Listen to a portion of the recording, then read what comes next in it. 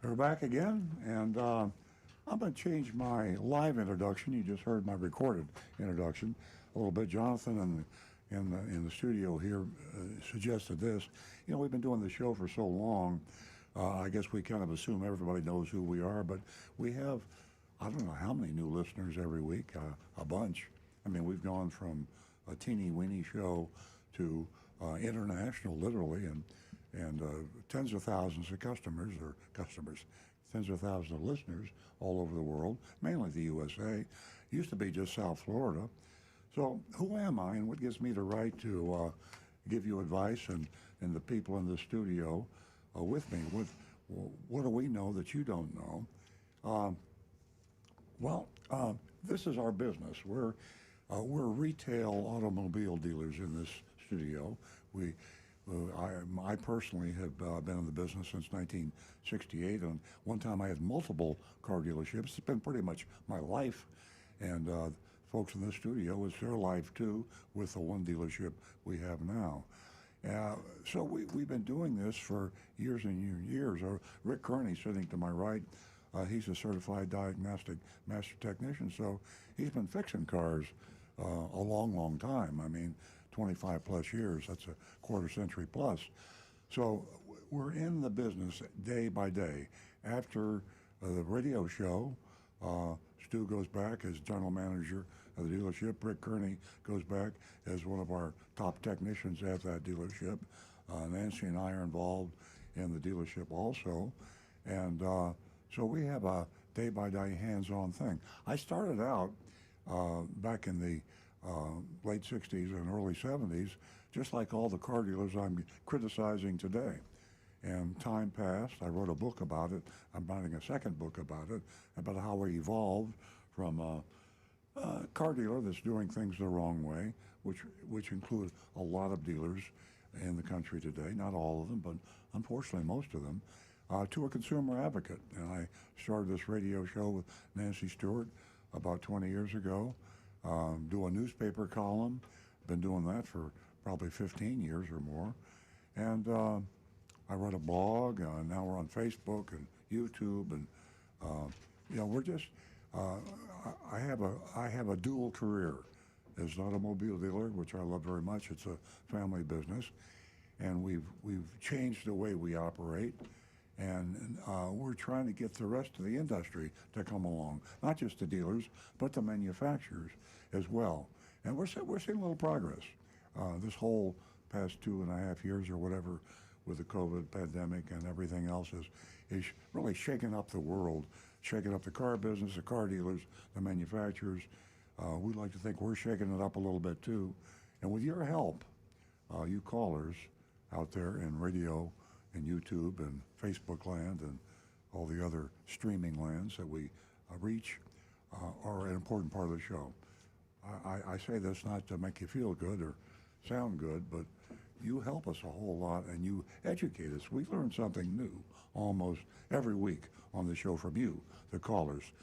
So I ask you to write this number down for you radio listeners. It's area code 877-960-9960. 877-960-9960. Love the calls. We're having a little problem with the technical stuff today, and we're going to have to be notified of calls text-wise because our laptops aren't working in here, but we'll see those calls.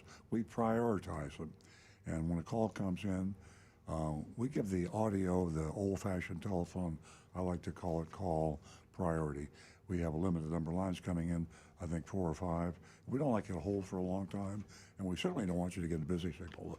So if you call 877-960-9960, we'll try to prioritize that call.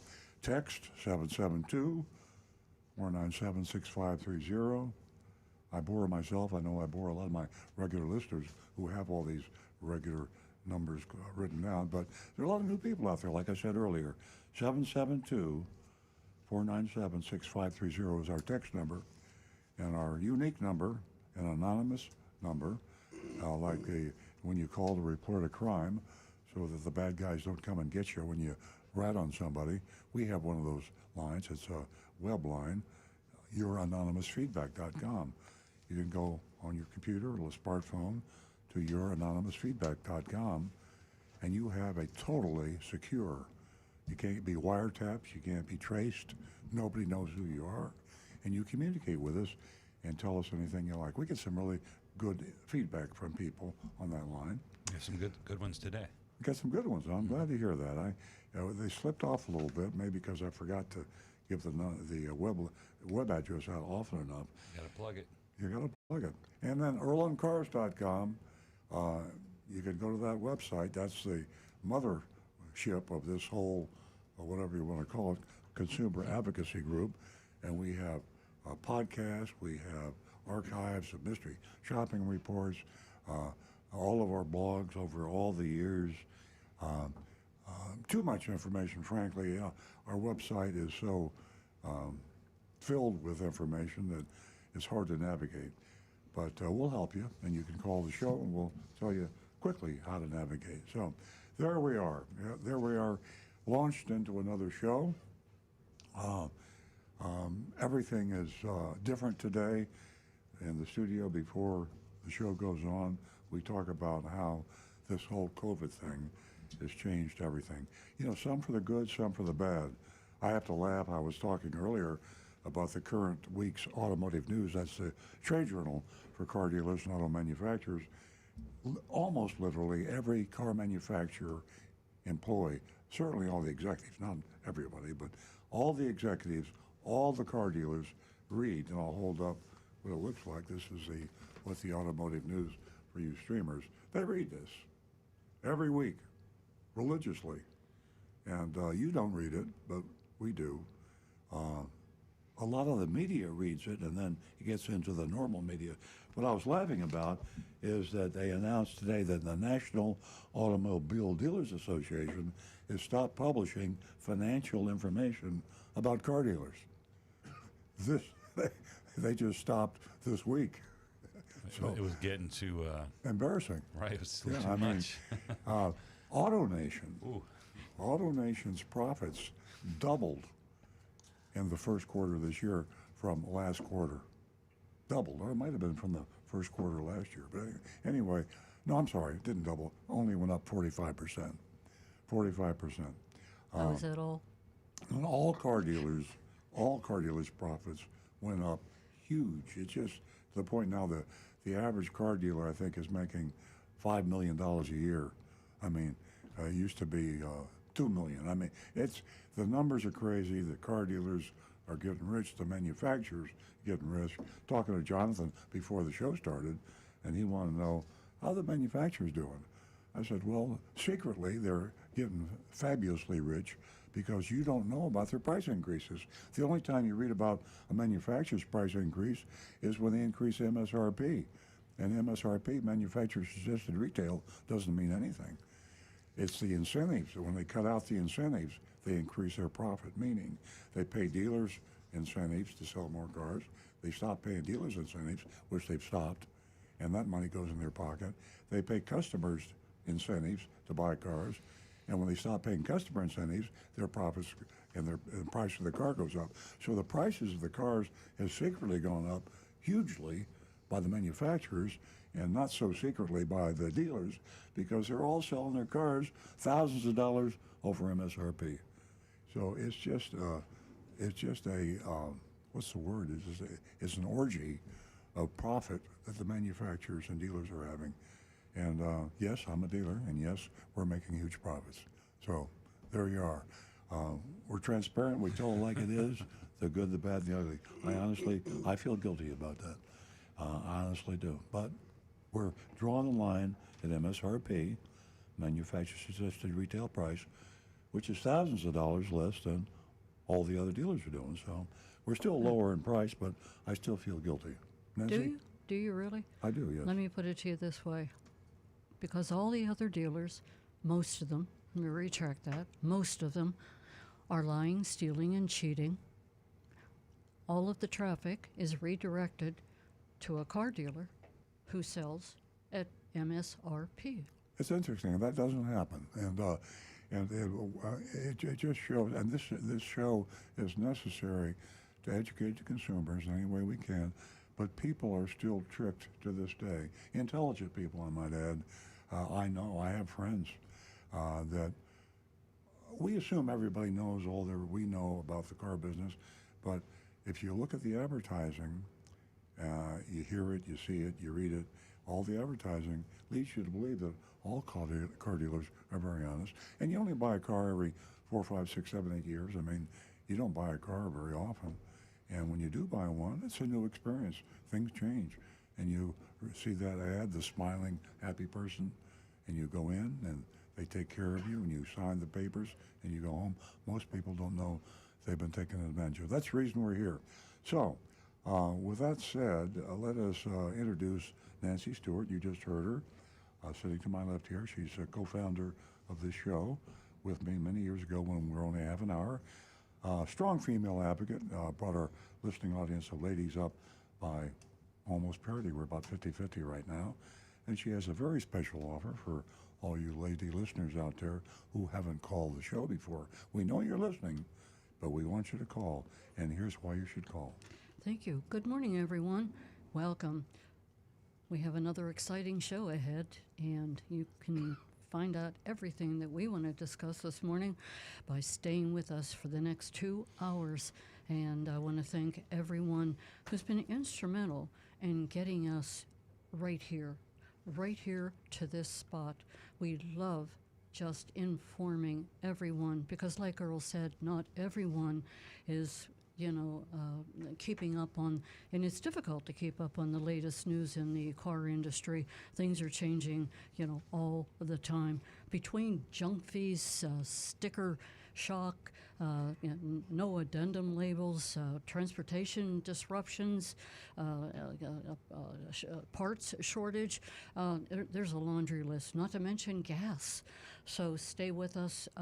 We're going to share a lot of information, and we depend on you to share your information with us because we do not know everything.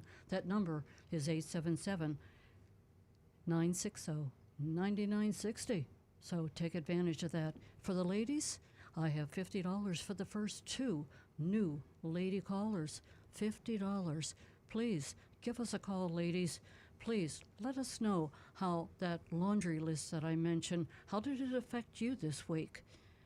Share your opinion with us. Ladies, let your voice be heard.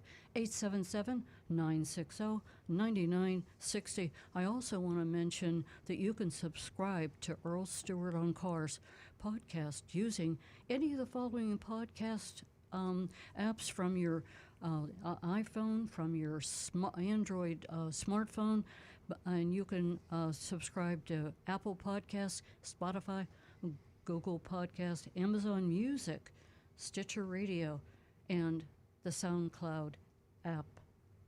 Is this amazing? There are so many options. Take advantage of it, ladies and gentlemen, and please take advantage of youranonymousfeedback.com. Now back to the recovering car dealer. I got a text from Stu about our profits, and our profits are up. Wait a minute, I have to get him some listen, water. If you're going to be honest, you're going to be honest. I mean, the NADA won't tell you the profits. Our profits are up 73%. Just don't read how I wrote that. Yeah, 73%. So, do you still feel guilty? I mean, the Why lying, the do you cheating. keep asking me that question? I do. I know I shouldn't, No, but I do. I you can't can't help be it. responsible I can't. for everything that everybody's doing out there. Since 1968, when I sold a car back in the day, actually, in 1968, when I sold a car for Msrp, it was high fives. It was drinks for everybody. We celebrated. We had a slam dunk club. We paid big bonuses to the salespeople for slam dunks, and that's what a MSRP was.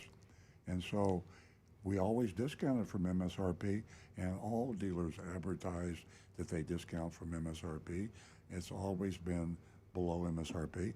And the funny thing is, it's not funny, the average dealer back before COVID and the pandemic and the microchip shortage and all that, their average profit on a car was what, $1,000, $800? Mm-hmm. Now, the average profit on a car is thousands and thousands of dollars. I mean, 6,000, 7,000 is not unusual. So Could be 10. so it's just gone huge in the profit. So yeah, I guess it's a reflex reaction with me.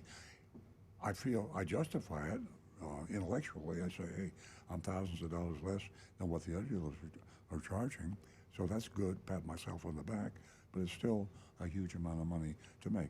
So that's we've kicked that to death. So let's move along here. I want to remind you one thing. I'm all caught up in the new car, used car, all that kind of thing. Remember that Rick Kearney, the certified diagnostic master technician, he knows all, sees all, and what he doesn't know and what he doesn't see, Colonel Google does.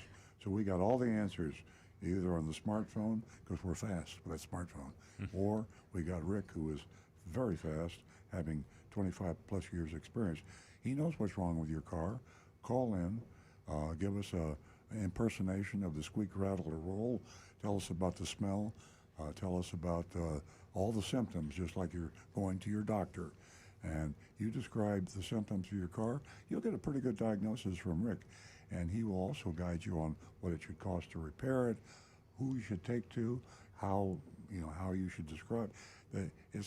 You can probably get your car fixed and save yourself, well, if it's a serious problem, a ton of money. And you might not even have to get your car fixed because it might be something you're misinterpreting. Or trust me, if you have a problem with your car, call Rick at 877-960-9960, and you can get to him directly on YouTube. He monitors youtube.com/RolandCars. Go to youtube.com/RolandCars, and there's Rick looking at your post, and you can communicate directly with him. He'll answer you, and he'll also answer you live on the air, and that's the way we communicate. I like that introduction for you, Rick. I like all the animation and your wave to the audience. They love it. Yeah. And Stu Stewart, how are we doing on text and things like that? Mr. Shopping Report, that's Stu's in charge of all that stuff. Well, we had a nice text from Anne-Marie waiting for us. I'm anxious to get to it. It's a little bit long, but I think it's perfect.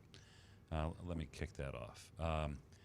Good morning. Jalopnik and Automotive News report that the state of Texas is pursuing action against Vroom under the Deceptive Trade Practices Act, which can carry a fine of $10,000 for each violation. The Texas Attorney General's office has filed a 21-page petition, which lays out some damning claims against the online seller Vroom. Allegations include selling wrecked vehicles without disclosing repairs or accident histories, selling vehicles that needed extensive repairs, or showing evidence of flood damage and not giving that information to buyers, and never delivering vehicle titles. The Better Business Bureau and the Texas Attorney General have received 4,000 complaints within the last 12 months. In the last 2 weeks, there have been multiple news stories concerning errant Florida vehicle dealers. We talked about this on the show. We know about the FTC fining Napleton, including 2 local ones right here on North Lake Boulevard. Also, Jalopnik reported that a representative of Champion Porsche, we talked about that last week too, is missing along with $2.5 million in deposits. Contact 5 from our local station here, WPTV, reported that several buyers are nearly out $500,000.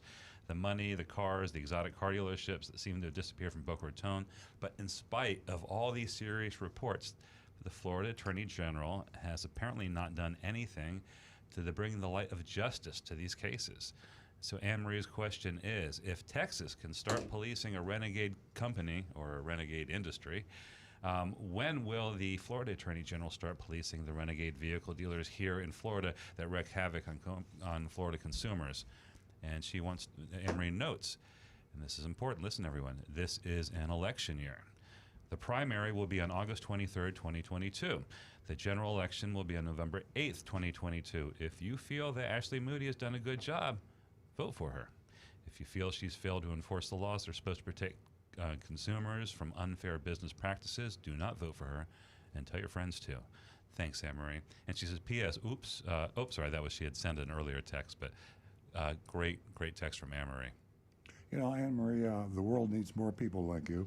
You're active, you speak your mind, you're smart, and I can't tell you how much we appreciate your texting the show. I will say one thing. I will take a slight exception to what you're talking about with Texas. Uh, Texas, by the way, is not going after car dealers. They're going after car dealers' enemies and competition. Vroom and Carvana, for example, are threats to car dealers. They're independent used car dealers. When I think of a car dealer, I think of franchise car dealers that are franchised by manufacturers, that are in bed with manufacturers, and also the used car branches of that effort are also part of it. Carvana and Vroom are independent used car, kind of like CarMax. And, you know, the enemy of your enemy is my friend, or something like that. The enemy of my enemy is my friend. The enemy of the car dealers in Texas is Vroom and Carvana and the rest of them. So I bet if you did a little research, you'd find out that the Texas Automobile Dealers Association and a lot of other associations and political action committees in Texas went to the Attorney General in Texas and said, you got to help us with that competition. Bring the heat down. And they did that in Florida with Carvana. So, but that's still good. If Vroom breaks the rules, you need to go after him. If Carvana breaks the rules, you need to go after him. But you're absolutely right about Ashley Moody. She's in the pocket of the Florida Automobile Dealers Association and car dealers. They support her strongly.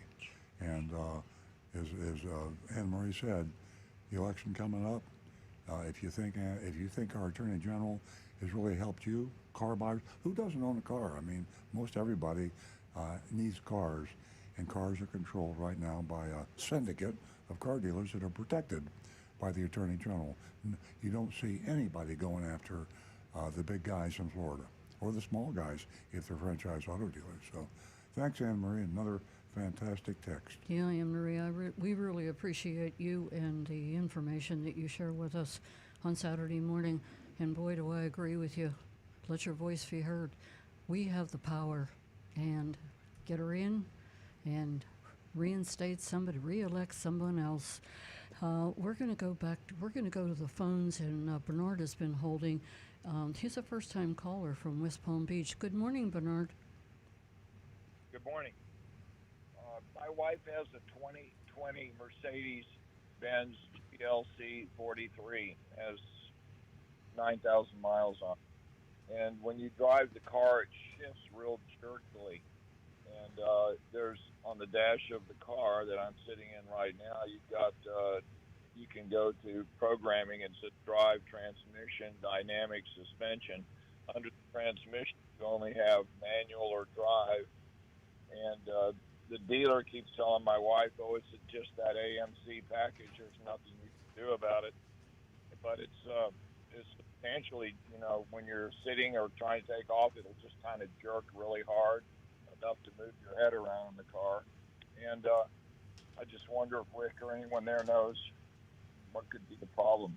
The dealer just... Bernard, what's the model again? Could you repeat the model number, please? Sure, it's a 2020 Mercedes-Benz, and it's a GLC, sport utility vehicle, and it's the model 43. It's a twin-turbo 6. Rick, what do you say? I would go one of two routes. The first thing I would do, I would go to a different dealer and ask them to drive it. Ask them to have the technician ride with you in the car, and whether you drive or they drive, personally, I would have you drive it if I were the technician, and show them, hey, this is what I'm feeling. Is this normal for this vehicle? I don't think it is. And kind of watch their face. If the technician gets this like shocked look, it ain't normal. And if they try to tell you that it is, ask them if they have a similar vehicle on the lot that you can test drive to compare it. Even a 21 would be basically the same vehicle. A 22 would be basically going to be the same vehicle. The transmission should shift about the same. And if they don't have a similar one, you know, I would check another dealer for that. But because that's actually one of our go-tos. Occasionally, there is a condition in a car that is simply a characteristic of that car. It's a nature of the beast type thing, and Yes. there's nothing that the technicians can do to change it. So we will demonstrate that by having the customer ride with us in their car, then ride in another vehicle, same age and basic car if we can get that one, and show them no, this is the same thing, that all of them are doing this, and unfortunately it's a design flaw or characteristic. It's something that we cannot change as technicians, but we can put this information up to the engineers, and they may be able to change something. I know with the Tacomas, when we first came out with the 2016 model, it had a new transmission, and they did, I think, 12 different computer software updates on that transmission over the course of like a year and a half to 2 years before they were able to get it to shift properly. So go with the squeaky wheel attitude, polite persistence, don't take no for an answer, and just keep saying there's something wrong here. Please put this up to the engineers. Please show me similar vehicles so I can see that they do the same thing. And just be nice about it, but just keep working your way up the food chain, up through the management, until somebody says, yeah, there's an issue here. And either the engineers are now aware of it, and as soon as there's a fix, we can get it done for you. But if there is no fix, then there's really not much we could do until the engineers do something about it. But software updates anymore, believe it or not, fix a lot of issues with cars. Yeah, Bernard, I'm looking at Google. I Googled 2020 Mercedes GLC Sport Utility Model 43 transmission problems, and there's a lot of comments online about that. So you're not alone. Other people have had issues, and I think you definitely have a legitimate complaint. Another thing you might ask is, when you're at the dealership, is all manufacturers have tech specialists that will visit the dealer. The techs in the dealership are highly qualified, but factory techs are on top of the current designs and engineering, and we do this in our dealership. We have factory techs come in when something stumps us and we need help. You can request that of the Mercedes dealer, and as Rick said, check with another dealer. Sometimes it's just a matter of getting a different tech, a different service department. But you have a problem, and it's acknowledged online. Your worst nightmare will be is when they tell you this is the way they all drive, and then you find out they do all drive that way. Then you realize that you got yourself a problem. But I don't think that's the case. I think there probably is something that can be done. Well, I appreciate both of you. I'm an old guy. I'm from the days of tuning up a car with a dwell meter and a timing light. I'm 70 years old, and it's amazing the technology is different. It's like I wouldn't know what to do to repair a car now. Yeah. Well, you got a problem with that car, and you just hope it's not in all the cars. That's every consumer hates these words. I'm sorry, Mr. Jones, but all of our cars do that. Then you know you're Well, funny, but exactly what they said. yeah, but even so, that can change, because it's amazing how many problems, weird problems I have seen, that suddenly we get a TSB or a campaign comes down. Technical service bulletin. Do this Bernard. this reflash, a computer reflash, and it fixes these problems. And it's amazing. That's a good thing to ask the dealer too, Bernard, is ask if they have a technical service bulletin from Mercedes. Manufacturers issue literally hundreds and thousands of these, and they get so many of them going out to the dealers. Sometimes the dealers get behind and they don't stay caught up. The service advisor in when you go into the drive-through in the service department, oftentimes they're not caught up on technical service bulletins. So the technical service bulletin, TSB, is filed, and will be your make and model of car will be there with an advisory from the manufacturer, and if the tech reads it, then he might be able to help you. If he hasn't read it, then he says they all do that. So give that a try too. Yeah. And the nice part is those all come up on the computer. Yeah, right on the computer. Well, gentlemen, I want to tell you both, you're helping me subscribe to the happy wife, happy life theory. It's not such a big deal to me, but if my wife's upset, I hear about it every day. Thank you both very much for your help this morning. Have a good one, I love Bernard. your- Thanks Thank for you, calling. Bernard. Give us a call again. You're welcome, ma'am. 877-960-9960. And of course, you can text us at 772-497-6530. I think we're going to go back to Stu. Jump over to Rick. Rick has Yeah. YouTube also. I've got one here that I'm going to read this verbatim. This is from Joe. He says, why do you talk about every dealership when your people does the same thing? The Toyota store has a bunch of thieves and they lied to me and signed my name. This podcast is about exposure of everyone else dealership, but your dealership is just as bad, if not worse. Well, I'd love to have you call me personally. What is his name?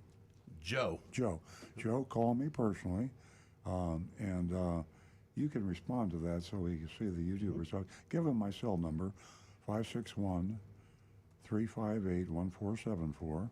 That's my personal cell phone number. One more time. 561. You don't know my personal cell phone number? I've got it in the memory on my phone. I don't remember my own number. 561-358-1474. And Joe can call me, tell me about the crooks that I have in my dealership, and we will call the police and have them arrested. We need evidence, though, Joe. We're going to ask you to help us with the evidence. Evidence of the forgery. Yeah, absolutely. The forgery is easy. I mean, yeah, we can get a handwriting expert and FBI. We can handle that easily. So, Joe, thanks for the information. And as I say, if you're nervous about being exposed on YouTube, remember we have youranonymousfeedback.com that you can go to online and be totally anonymous. So anybody else out there that wants to say some things that they're nervous about me getting angry about, you can just use your, YOURANONYMOUS, feedback.com, and you can make accusations, you can call me names, you can tell the truth, you can tell lies, you can do anything you want to. I'll never know who you are. Nothing to worry about. This is Earl angry right now. Yeah. This is right. it. You should hear me when I'm happy. I mean, I'm not angry right now. And my cell phone number, I'll give you my cell phone number so you can call me personally. Yeah, 561-358-1474.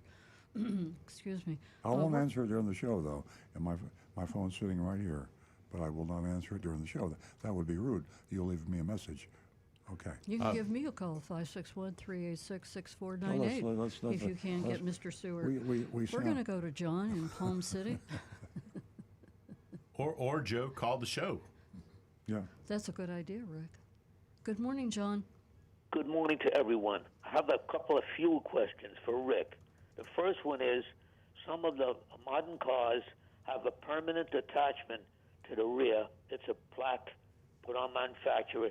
It says flex. It's usually on the trunk or the trunk area, and it says flex fuel. Can Rick explain what that technically means when you see that on the rear of a car? Yeah, it was a great idea. Too bad it didn't work. Flex fuel is basically a vehicle which is designed to be able to run up to 85% ethanol fuel. So when you see gas stations that are advertising fuel that is quite often much cheaper than the regular 89 octane gasoline, you'll see it as E85. And these cars were designed to run this E85 fuel, which is 85% ethanol, which is made from corn. The problem is that ethanol fuel does not have the same thermal properties or the same power producing ability of gasoline, straight normal gasoline, and it also does not have the same mileage capabilities. It's not as strong a fuel. It's just also a very weak fuel. I think it's also a greater pollutant. It is slightly a worse pollutant, but the biggest issue is that if your vehicle has not been designed to run E85 fuel First of all, it's not going to run on it. Once you try to run it, it's going to shut that car down. But it will also begin to corrode and degrade the fuel lines and the injectors in your car and the fuel pump and the housing, because those items are not designed to handle this ethanol fuel. It's actually, you have to have special parts made to handle it. So if you see that E85, if your car's not designed for it, do not put that in your car. Be very vigilant at the gas pumps, because it's very easy to accidentally grab the wrong pump. The first thing you want to do, look at your fuel cap. It'll say up to E10 or up to E15, and make sure that that's the pump you get. Also, the second thing, when you mentioned E85, the president last month authorized E15 gasoline, which is legally allowed to sell now. Now, in my opinion, anything, even the 10% that we have now, which is compulsory, ethanol is extremely dangerous. It's corrosive. It doesn't even get the gas mileage that gasoline gets.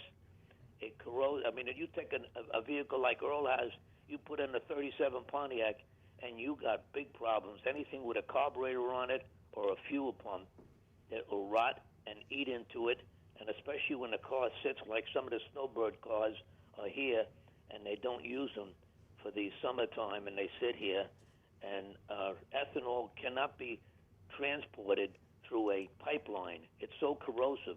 Yeah. It's actually dangerous. Yeah, when Biden made that comment, he was criticized because of the fact that he's a very strong advocate for, for a clean planet, and more ethanol is a greater pollutant.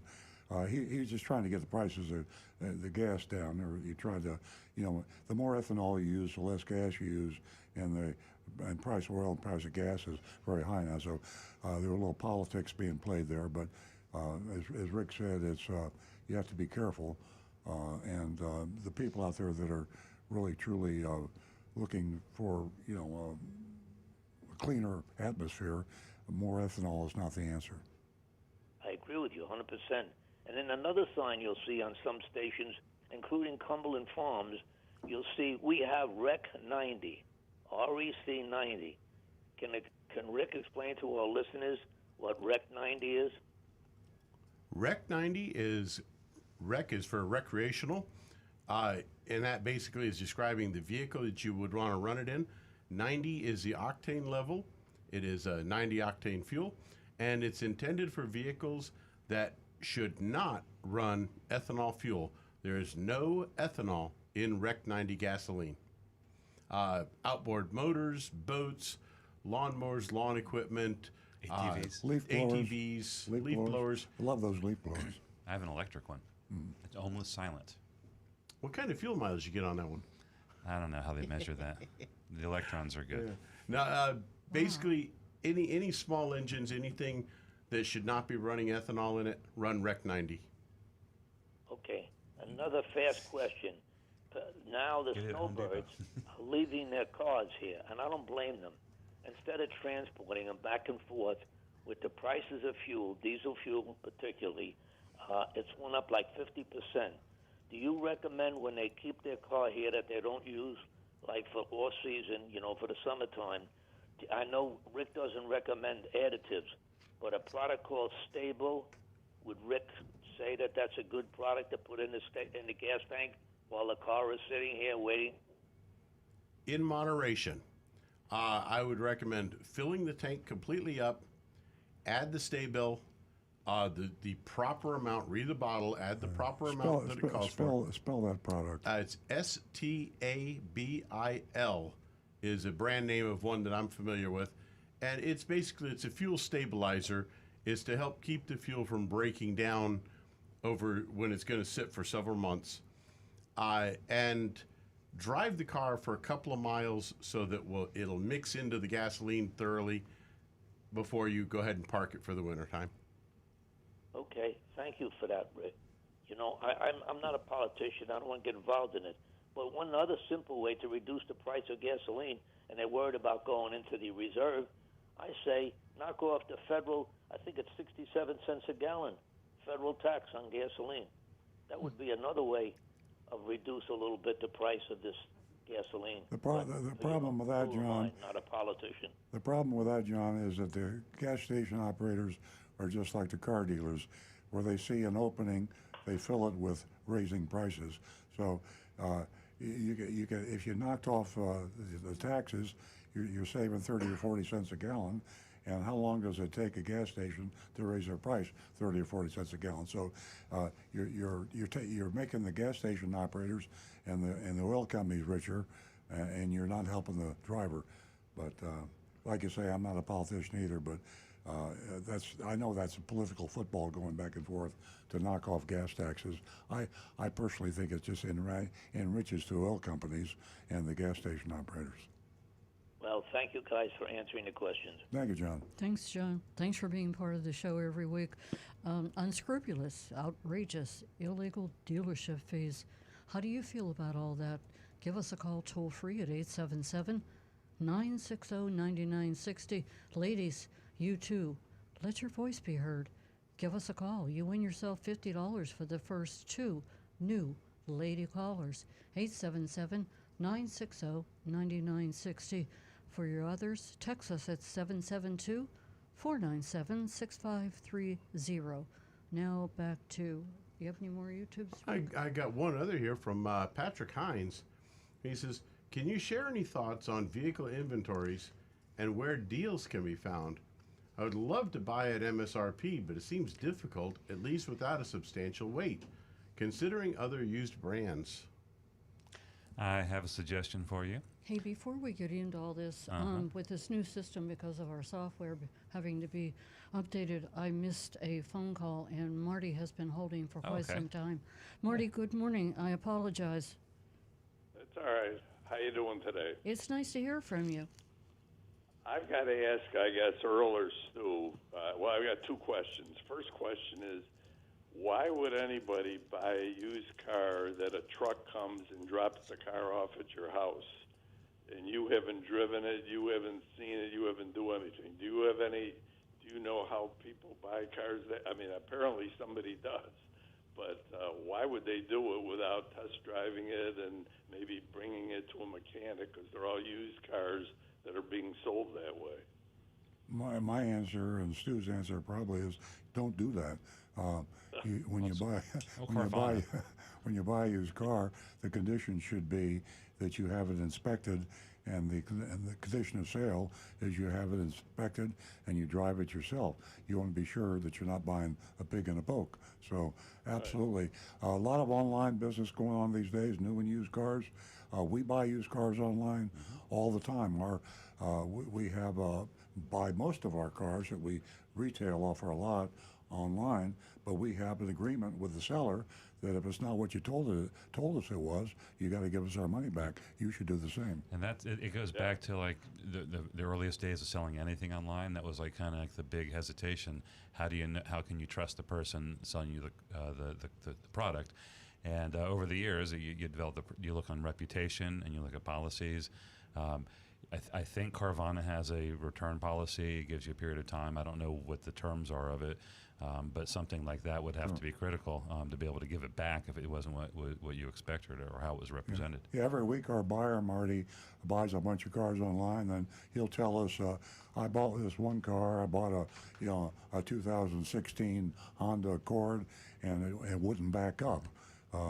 We forgot to test drive it, and we're stuck with it. You have to, even car dealers can get fooled, and you have to be careful.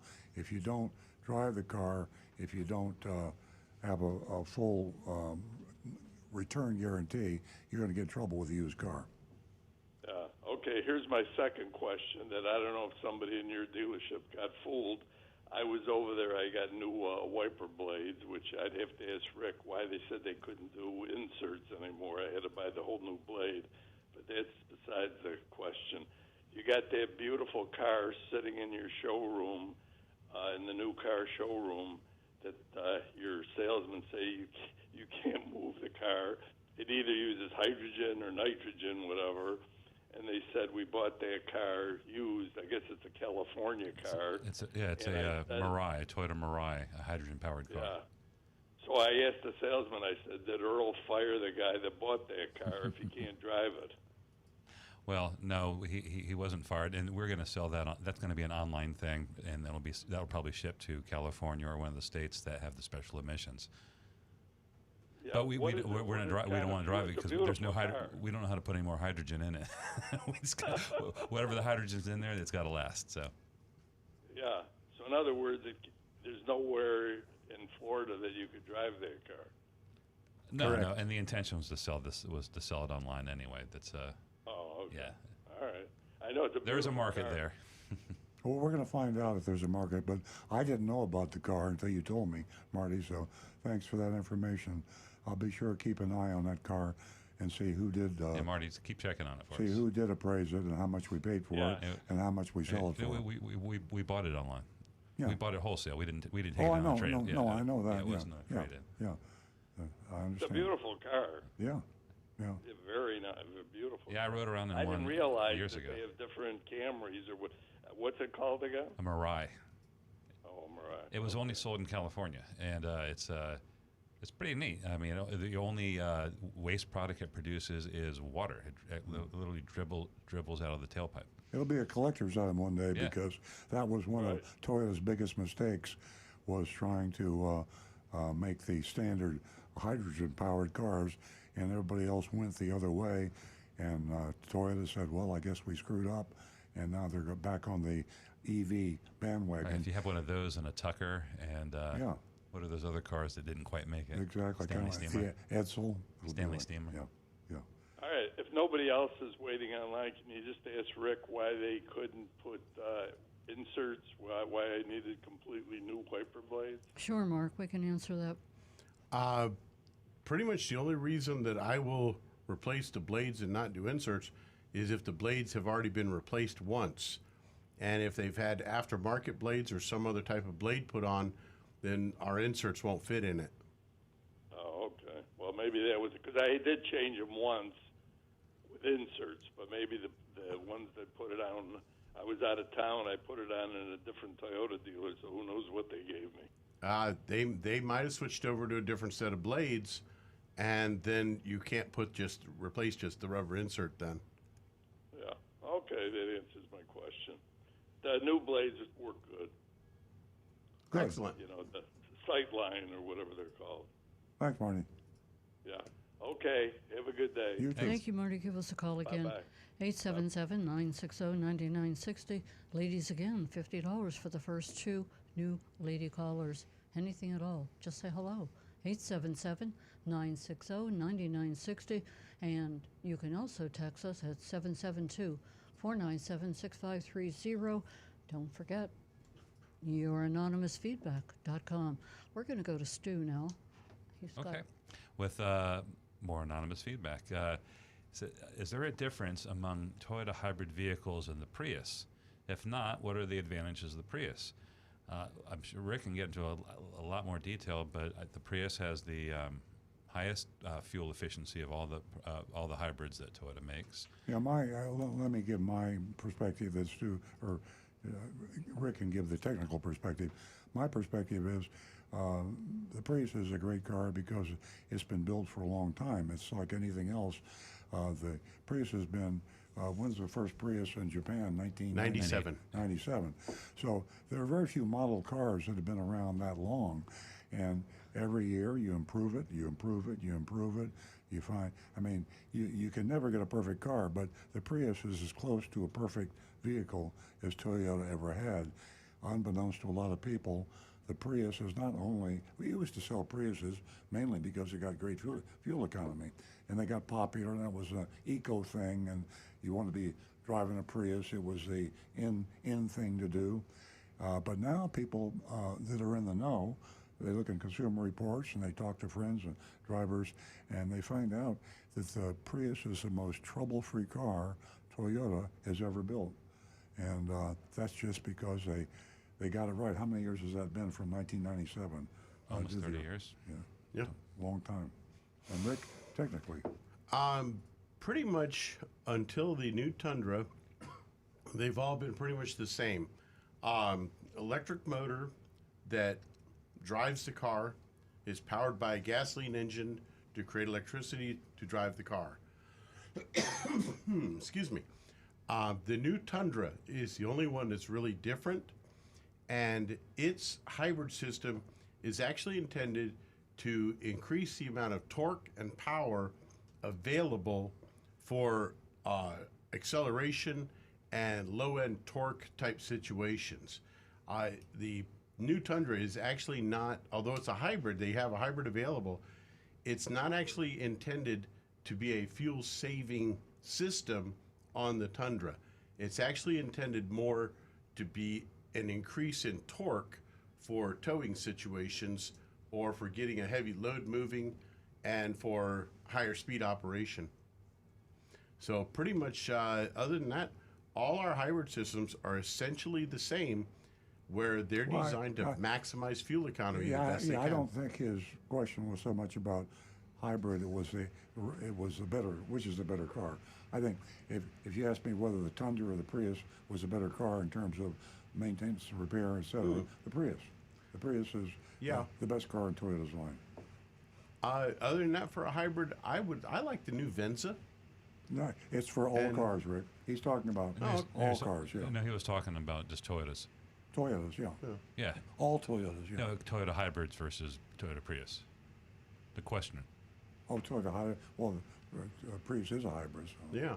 Yeah, he just said he was saying of all the Toyota hybrids, Yeah, what's yeah. the difference between the Yeah. Prius and the other ones? Yeah, Prius is the best. The biggest difference is that Prius has never had a gasoline-only counterpart Yeah. that was a non-hybrid. Yeah. Prius has always been hybrid. Yeah. That's right. Camry hybrid's been around for 15 years, but we'll move on from Toyota hybrids. Avalon, same. You know, it's same an age, interesting basically. topic because I get asked the same question, and what the three of you just exchanged, the Prius, the hybrid, the Prius, is it the same, blah, blah, blah, blah, blah, back and forth. Okay, So it can be confusing. And 1997, wow. Okay. Let's move along. All right, got some more anonymous feedback. When you see a cluster of salespeople hanging out in front of the dealership, Run. this is the first sign that your best move is to run away. That's from. Did you submit that anonymously? Yeah, it's funny they still do that. It's comical. Well, we laugh. encourage our salespeople to gather in front of the dealership, but to sing barbershop quartets and I see. doo-wop. Okay. It entertains people. Yeah. Okay. I don't call them. I call them wolf packs. Wolfpacks, yeah. Yeah. Are they singing in a cappella? Yeah, over a burning garbage can. There you go. Here's another anonymous feedback. The Clean Technica website has an article about South Korean researchers who are developing technology that, in theory, could fully charge an electric car in 1 minute. Can you see what I'm saying? Yeah, I got to look. I got to Google that. Technology is so amazing. I'm a tech nut, and I just love stuff like that. I mean, we have people call, and we hear feedback. There's anti-EV people out there, a bunch of them, and they just hate the idea of electric vehicles, and you don't even want to say autonomous to them. They get hysterical about that. Change is a-coming, folks, and technology is just so cool to think that you can. They're working on a battery you can charge in 1 minute. You can't fill up your gas tank in 1 minute. I mean, that's amazing. It's going to be, I tell you, the bottleneck is going to be gas stations. That's where your problem. Say, I'm not going to the gas station. It takes me 5 minutes to get in there and get out. Yeah. And I Gas don't want station. that. I don't have time for a gas station. Yeah. Oh, here's on a totally unrelated thing. I'll just throw it out there because it's a technical thing. Now they've come up with fingerprints for all parts on cars. Oh, yeah. When manufacturers now, they have a process so that a piston, of course I'm talking combustion parts, but any part on the car, Rick, listen to this, will be unique. And it has a fingerprint. Every part, because of the tolerances and the variable weight, just like a human fingerprint, every part. So imagine if you have a problem with a car and you can look at the fingerprint of the car, you can actually track that part back to the machine it was made on. You might, and instead of having to recall every car with that part, you only recall the parts They're on that machine. on that machine. I mean, just amazing. I'm blown away. Technology, if you can imagine it today, it's going to happen in the conversation. incredible. Yeah, That's amazing. Each part has a fingerprint. yeah. Wow. Okay. I have a nice anonymous feedback and a not so nice one. First one says, Earl and crew, please don't give up the fight. You're a bright light in a very dark industry. It doesn't have to be that way. Mm-hmm. Thank you. And the next one says, Earl, stop interrupting Rick with an exclamation point. Well, I started to forward that to Rick. I say this, we have internal problems here. I'm the coach. I mean, I like it or not. I mean, sometimes it's not fun being the boss. But what I try to do is maintain a flow, and I try to maximize the calls and the text, anonymous feedbacks, and this, that, the other. Now, Rick's problem, and this is a great problem, he's a mechanical genius.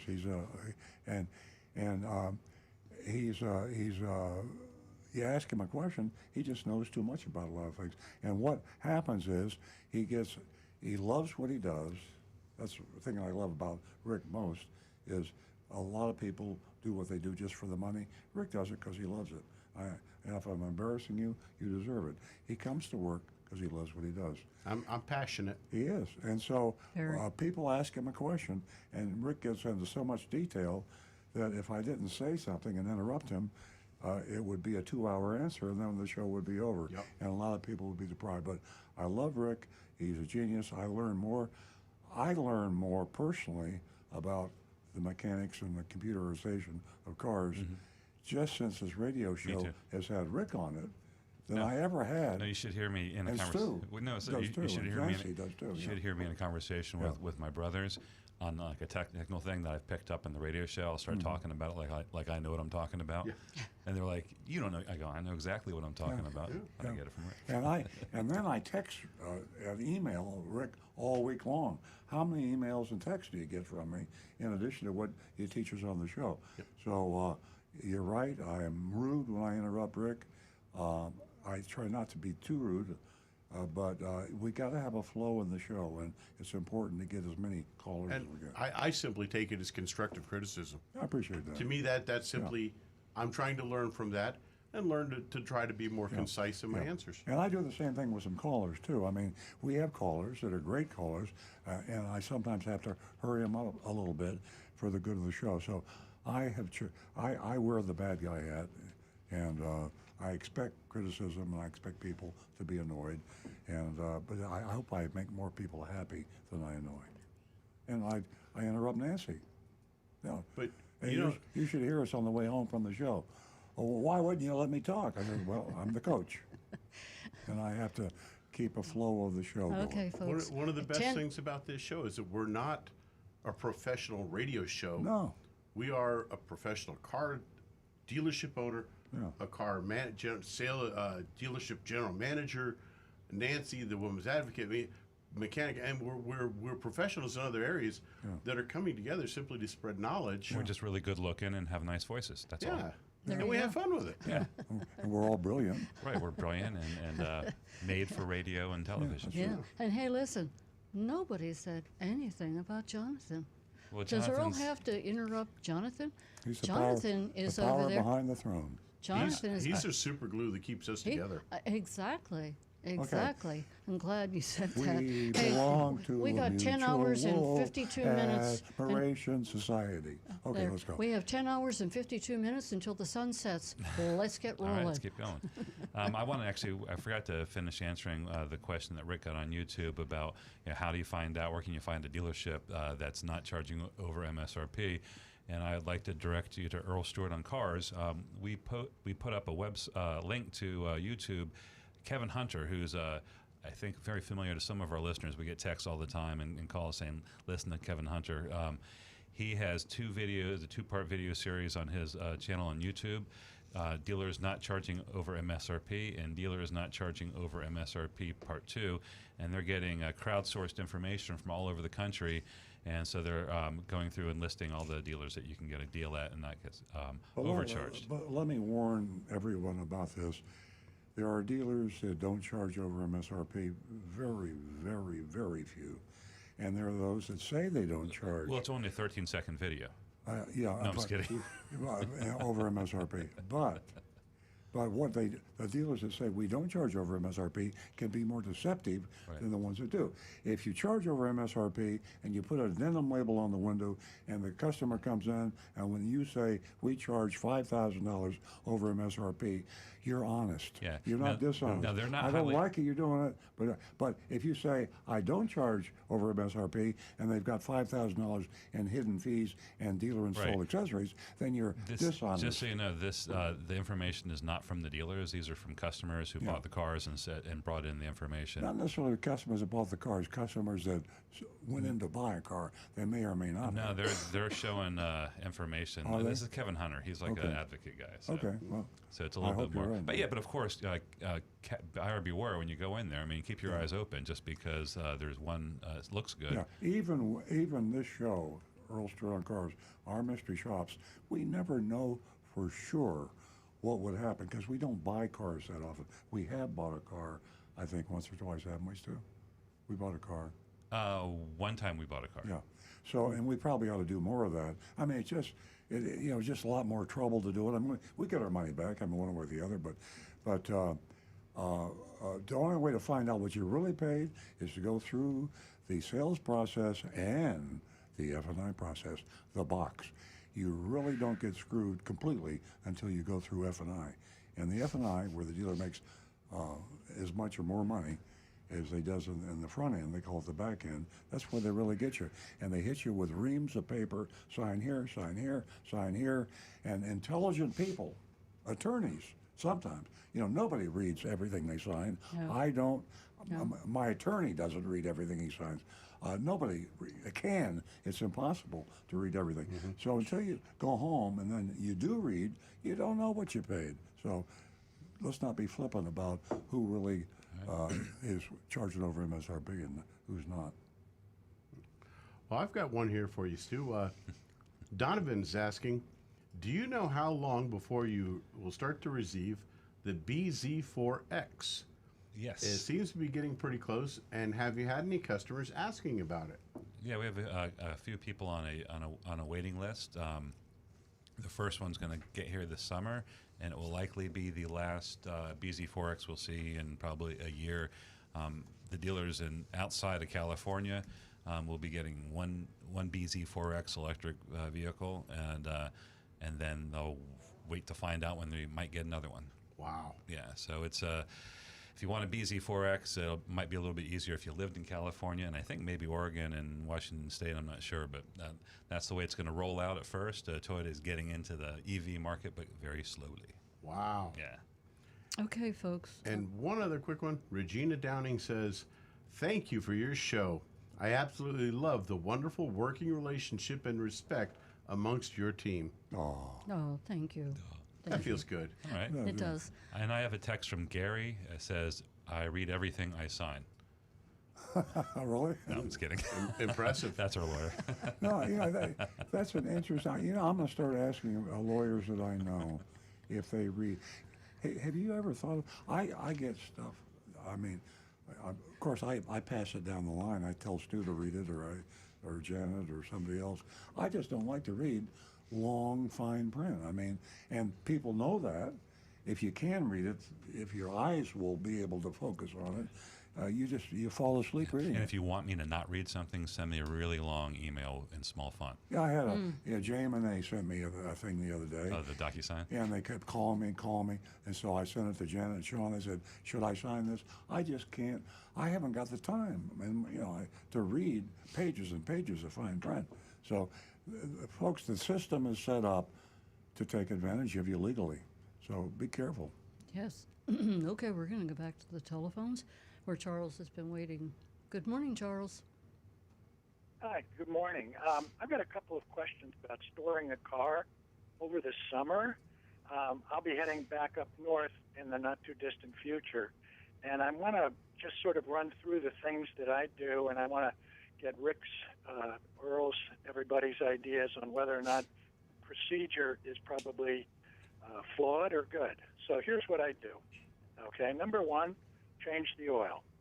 Number two, fill the tank fully with stabilizer, drive the car for a couple of miles, and then have it washed. Then what I do is I have the battery terminal disconnected at the negative terminal post, and then I cover it. And the reason I cover it is not so much because I want to protect from the outside, but it's actually the inside. Here in Florida, we seem to have an awful lot of bugs. And last year when we got back, it was covered, literally, under the hood and under the rear hatch. It's a Volvo XC60 with these, I don't know what they were, kind of bugs.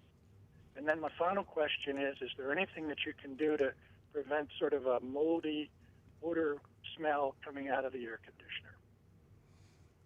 conditioner?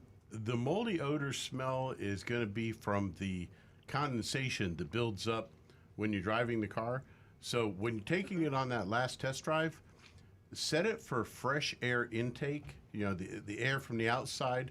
Put the blower on high, and for about the last mile or two, turn off the AC button so that the air conditioner itself is turned off so that the Freon will quit flowing.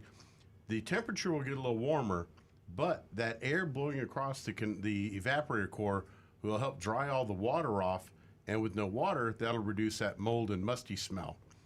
Are you using any sort of a trickle charger on the battery? I can't. I live in a condo complex, and it just, I do that up north in my garage in my condo up north, but I can't do it down here. What you might, I know you don't have a place to plug in, obviously, for that. What I'd recommend, try looking into maybe one of the ones that hooks up to the battery and uses a solar cell. Because the modern solar cells now can produce enough power that it'll produce a couple amps of power. And that's really all you need for a trickle charger, is just something that puts just enough power to kind of bring that battery up in its state of charge just a little bit. Your car's got to be outside, right? Right. If you're outside but I'm under a carport. I'm not sure how much sun I'm going to get. You'd probably still get enough sunlight that it would work. I mean, because it's even the reflected sunlight will still charge on a solar charger. It doesn't actually need direct solar access, but even reflected light coming in, unless you're in just a pitch black, pitch dark area or real super heavy shade, then it might not work. Is there anybody you trust enough to drive that car once a week for you? Well, that was another question. Like if I have somebody here drive my car a couple of miles, does that really make a difference? Yes, that actually makes a huge, huge difference. Even if all they do is they start the engine, they drive it, say 5-10 miles, park it, but let it run for a little while, and again, do that trick with the air conditioner so that it gets all the water out of the evaporator core. You would see a vast improvement in the lifespan of the car just from that little bit right there. Would you run through those suggestions for the air conditioning again? Yeah. The AC button. Turn the AC off. Set the air intake to the outside fresh air intake, and put the blower on high. Fastest blower speed, the maximum amount of air coming through it, but with the fresh air, so it's outside air coming in, and air conditioning actually turned off. Okay. You know, I had one question about something you said about covering your car. Years ago, when I was evil and I had a motorcycle and I lived in a condo on the ocean, I used to cover my motorcycle, and it completely rusted away. And I hypothesized that I did that because I was close to the ocean. I hypothesized that without an airflow, that the salt that was sitting more, settling more down than otherwise. I had never noticed that before I covered the motorcycle. When I covered it, it seemed it rusted faster than when I didn't cover it. Do you have a thought on that, Rick? Well, modern car covers are supposed to allow an airflow through without letting like the moisture and the salt get through. Maybe that was my problem. This was a long time ago, yeah. But then also when you're close to the ocean like that, all bets are off because anything can happen at that point, especially if you get a really heavy offshore breeze. Yeah. that wet salt air can actually come right up under the cover. So he should cover And now it. it's collecting in there. He should cover his car. Yeah, for the best way. Yeah. And if possible, if you have a choice of parking positions, if you can put a building between you and if you live near the saltwater, put the building between you and the saltwater. That would reduce that salt air that's actually getting to the car and reduce a lot of that corrosion. Yeah. Yeah, I've often thought that would be something that's desirable if I could move my car a little bit, but we all have assigned parking spots. Right. So. Well, thanks for that question, because you and about 10,000 other people are worried about that. It's really a challenge. You have so many people here that go back north over the summer, and then what happens to your car when it's sitting there for that period of time? Everybody worries about that. So your question really enlightened a lot of people. I thank you very much for the call. Just another thing, just quickly, is on that gas stabilizer. One year I found that we were basically sold out in Palm Beach County. Everybody was grabbing it off the shelves, and there wasn't any to be had. So if you're planning to go north, get some stabilizer a little early. Or Amazon.com.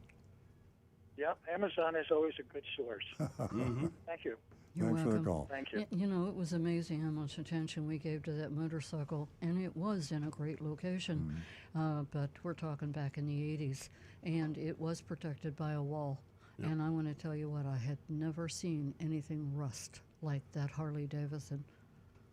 The guy that came down from Harley stood in front of the bike, and he cried. Oh. Yeah. Okay, we're going to go back to the phones. We're going to talk to Eileen, who is a first-time caller. Good morning, Eileen. Hi, good morning. Welcome. How's everyone today? Thank You won yourself $50, Eileen. I did. How did I do that? Oh, just by being the first new female caller. Oh, wow. Well, you just made my day. Thank you. Oh, great. So you email me your information. Okay? I will. Thank you. You're welcome. What can we do for you? Well, my question is, I'm just debating on a Tesla. And I'm not sure. I'm trying to figure out what the biggest benefit of an electric car is as opposed to not. And, the distance when you travel, it just feels like it's more of I don't know if it's more of a hassle than it's worth, or what your thoughts are on it. How much driving do you do, Eileen, per week? How many miles do you drive on the average? I would say probably I'm mainly a local person, driving around pretty local in the Jupiter area. However, I do go up to Orlando quite often, down to Miami, and it just concerns me that you're in the middle of a traffic, especially on 95, with a car that's not charged or doesn't last that long. Well, if you be careful which car. If you're talking about a Tesla, that's not going to be an issue for you. You may know that I drive a Tesla, and my son Stu used to, and they have an amazing system for having your car charged.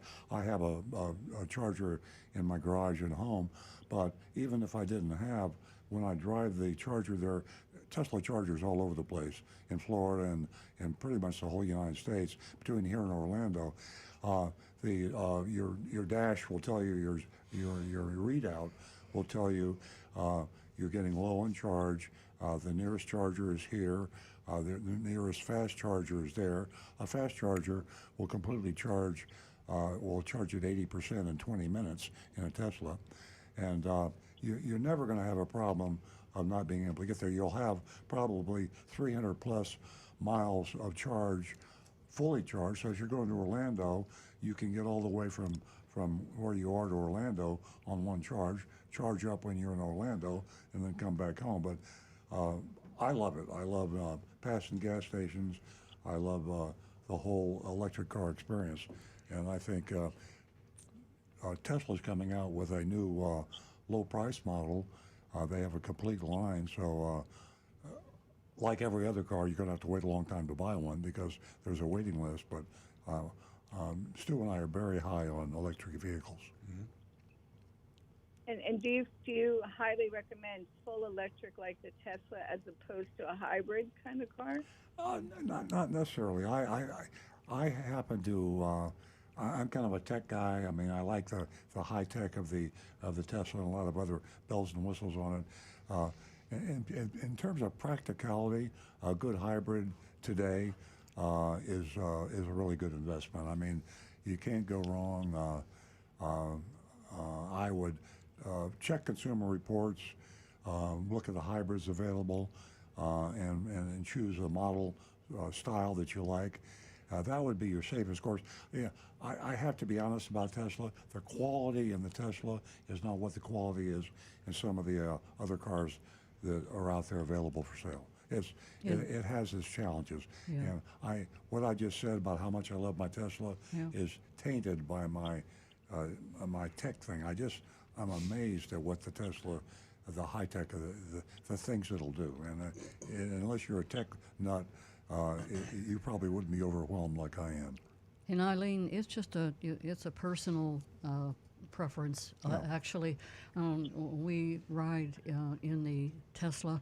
I've driven the Tesla, and Earl's right about the technology. It's unbelievable, but there's some things Tesla failed at, and for that, I drive the Avalon. And we kind of take turns back and forth, but Earl on any day will tease me. I didn't have to get any gas today. How much did it cost you?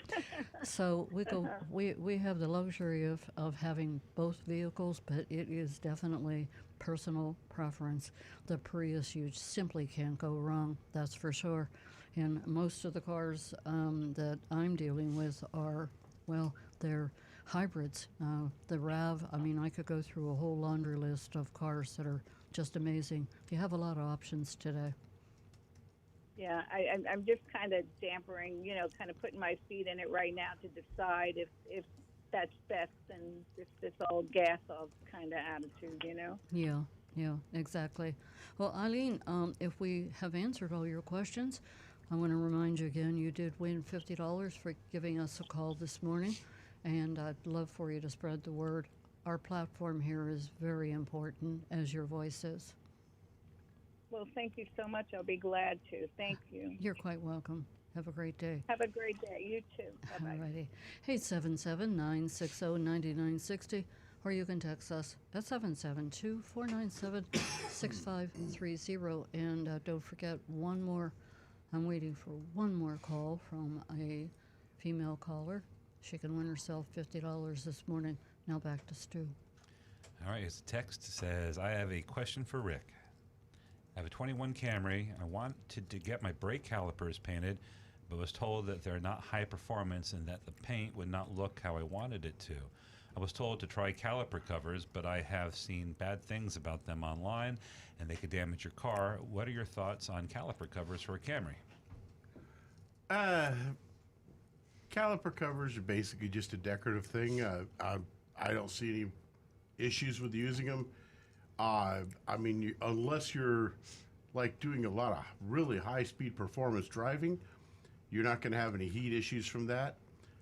Painting the calipers, same issue. If you want to take the time to clean it all up really well and paint it, sometimes they look really nice that way if they're done properly. Yeah, I think I had red calipers in that Supra I used to drive. Mm-hmm. Very fancy. A lot of the fancier high-end cars, they paint the calipers, and I think it's just more of a cost-saving feature. Is the only reason the factories don't usually paint calipers, because they're pretty well hidden by the wheels. Yeah. All right. Next one, we have another text from Anne-Marie, and she just wants to say that your show is a valuable resource. I always learn something new every week. Thanks for giving a wider picture of the vehicle selling business. The average car buyer doesn't necessarily know that Carvana and Vroom are not dealers, and I learn something new every day. Thank you. Thank you, Anne-Marie. Moving along. Good morning, all. This is from Bob. Good morning, all. I will be leaving in a week to return to Cape Cod or a summer for 5 months. I understand that the Toyota dealer in my little town way out near the end of the Cape is one of 2 dealers in Massachusetts that advertises he's selling at MSRP. I need a truck and will be visiting that dealer within the next 3 weeks. and I'll give you a call after I go there to tell you how good. I make out. That's good. And buy that's from Bob, and he lives within walking distance of our dealership. Hey, why don't you walk over and buy a truck from us? Just Hey, kidding. let's do an online shop with that guy. And we'll Yeah, well, it's the dealership is Ira Toyota in Orleans, Massachusetts. Ira Toyota. Or Ira Toyota. Oh, It's not yeah. Jafarian Toyota. Yeah, we'll do a little. We'll do a Okay. little online shop. And we got a text from Frank in Jupiter Farms, one of our regulars, and I forwarded the pictures. I'm not sure. He sent me some pictures that look like some car parts and some tanks to Rick. I don't know what they are. What are those, strut towers? One of those looks like some sort of like a jack stand, Okay. and then a couple of antique fuel cans. All right, I'll send them over to John. Maybe you can put it up on the screen so you can see what we're talking about. And one more text here. This is from Liz in Stuart, Florida. She said, you were just talking about Prius cars. Are the hybrid Prius a good electric vehicle, or is the RAV4 considered better? Better in maintenance and miles per gallon, or better for a first car for an 18-year-old? Well, I can tell you that the first car for my son was a Prius, and my first car for my older daughter was a RAV4 hybrid. And as far as safety goes, I felt safe putting them in both cars.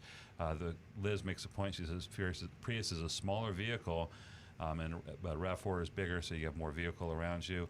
I can tell you right now, all new vehicles right now, whether it's a Toyota or any other new make, they come loaded with safety equipment, passive and active safety systems that are really making a difference in injuries and traffic deaths. And if they're wearing their seatbelt, I would say I would be comfortable putting an 18-year-old first-time driver in both vehicles. Perfect car. That's just my opinion. It is perfect car. It really is. Yeah. And the cool thing about it is, and I think back when I was a teenager, I liked acceleration, and now if I were a teenager, I could have acceleration and fuel economy. Okay. And, Could you imagine you in a Tesla Model S in 1958?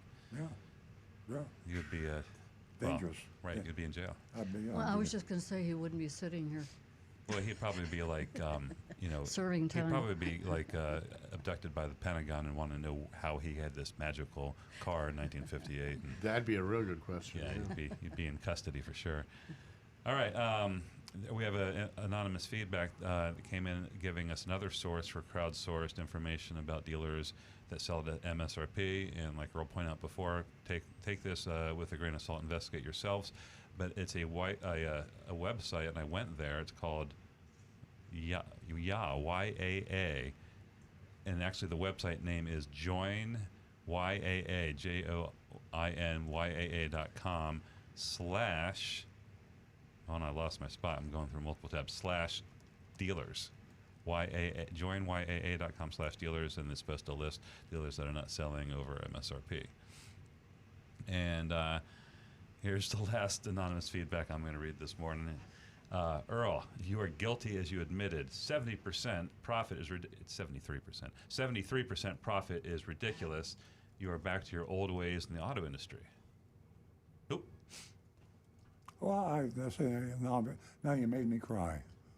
I already told you I felt guilty, and now you're picking on me. Yeah, that's called kicking the guy when he's down. I mean, my defense is that I'm selling cars for less money than all the other dealers. And there's no surprises. What you And see is so, what you get. and I say on this radio show, to cleanse my conscience, don't buy a car. I'm telling you, today is a terrible time. Don't buy a car from me. Wipe away Don't your buy tears. a car from anybody until the prices come down. Nancy just gave me some tissue. Wipe away your tears. So and so, you just don't believe me. But I'm telling you, I'm telling Everybody's you. crying. I Look at can't help it. Stu. Oh, Rick. Oh. So anyway, I wear two hats. Consumer advocate.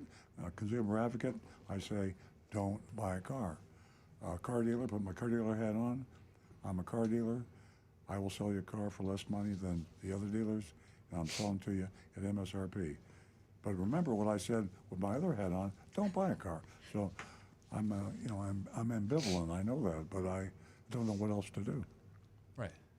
Yeah, it's I a mean, tough. I'd be- It's a tough situation. Would I be foolish if I were to cut my prices to?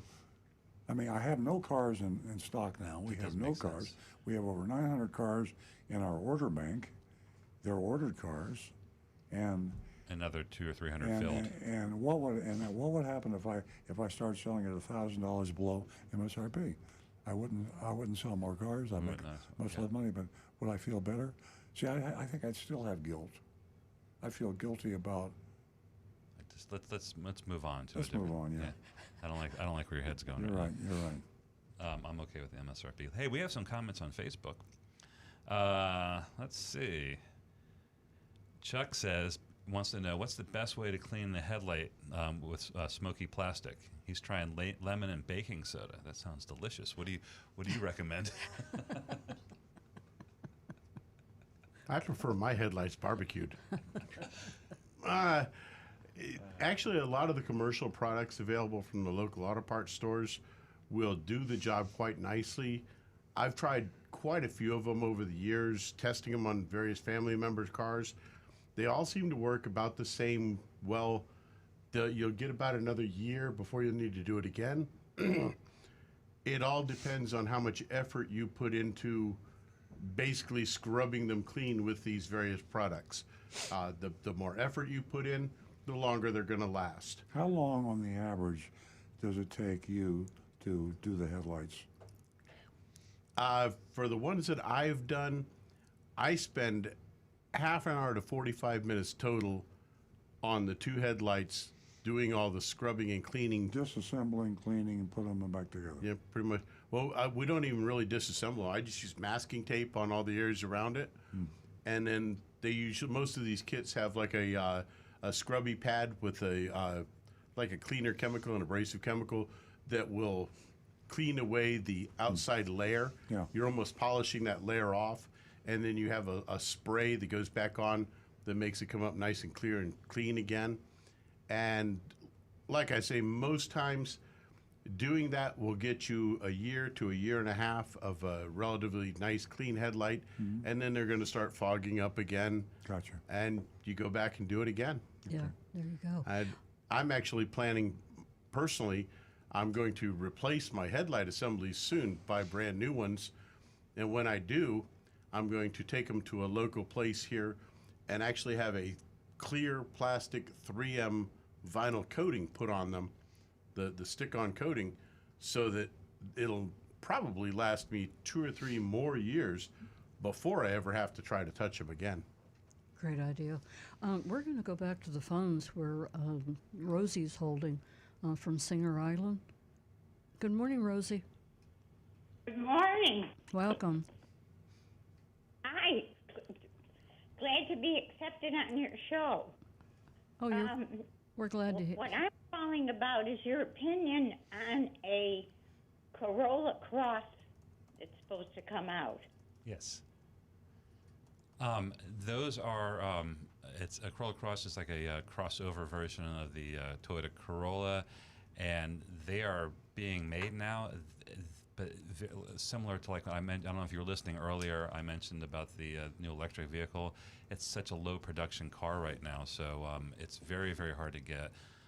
All new vehicles are hard to get. About 6 months, right? Yeah, probably, or at least 6 months, and that's one of the ones. Usually we say 3 to 6 months for like cars like Camrys and Corollas. Once you get up to Corolla Cross, it could be 6 months or a year. It's a really long time. Consumer Reports doesn't really give it a really great rating.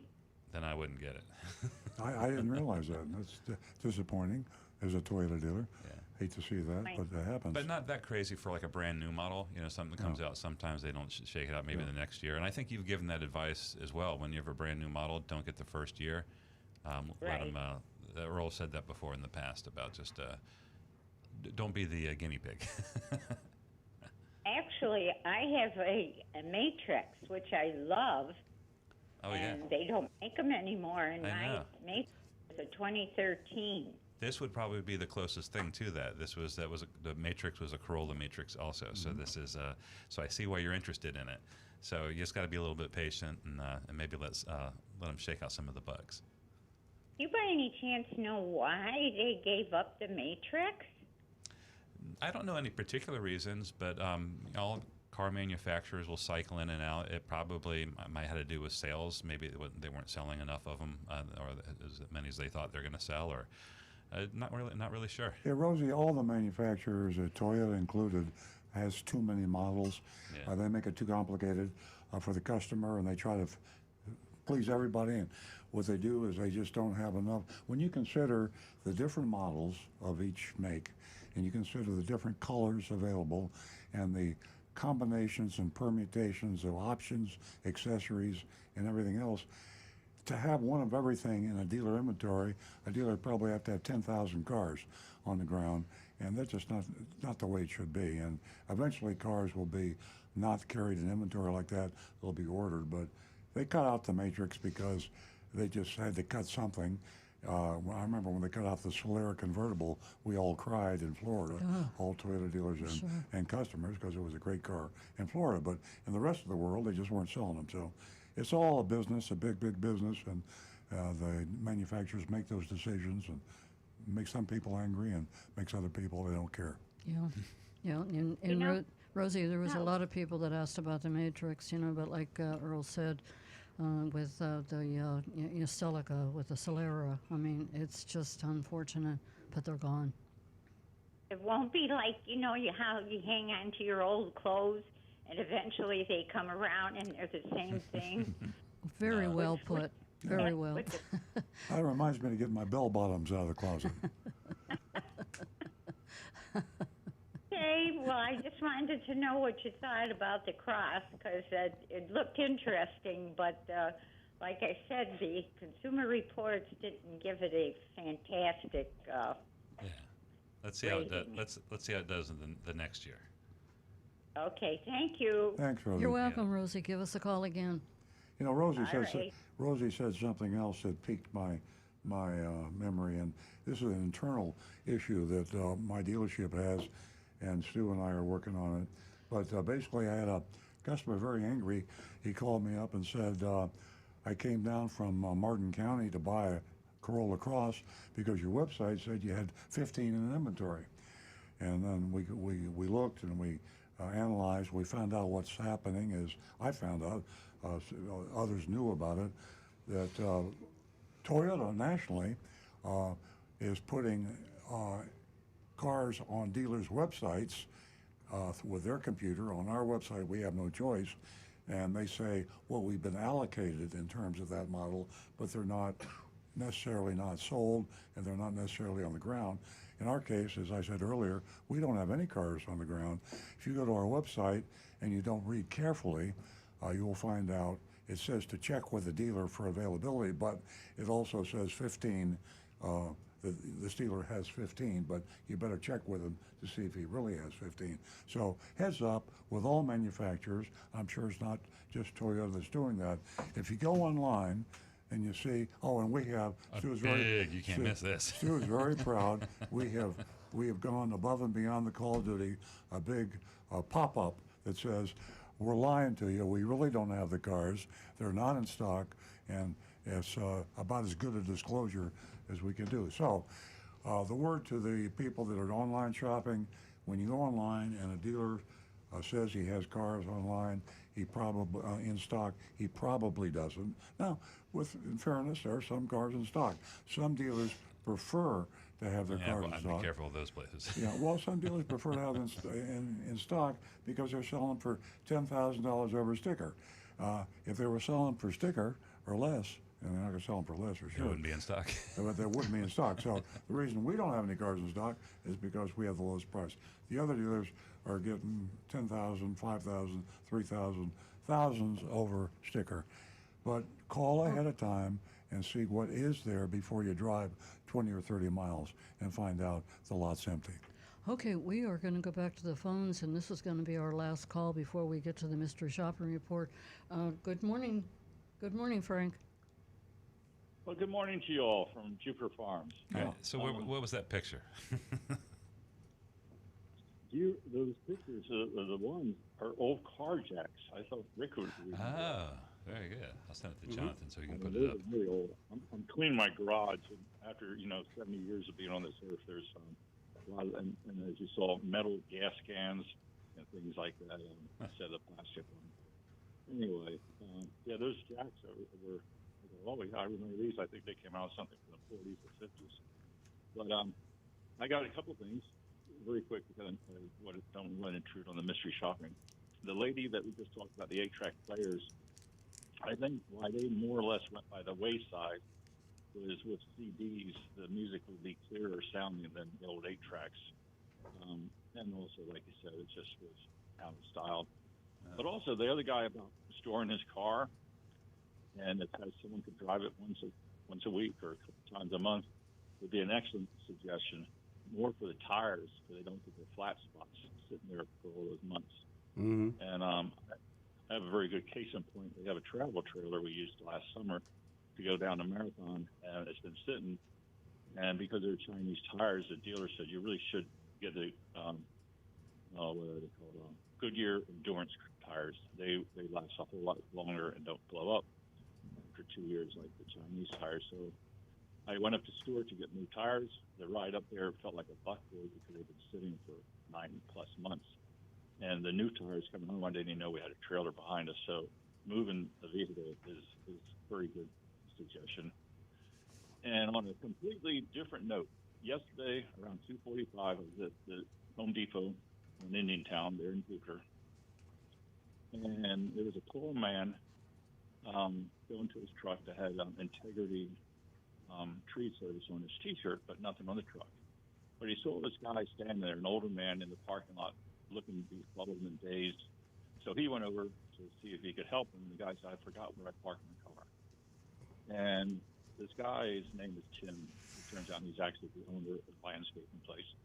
But he's tall like you are, Stu. Good-looking guy. He raised his hand very high, trying to beat the car, and he couldn't find it. So he actually offered to take this guy in his truck and drive around the parking lot from one end to the other till he found the car.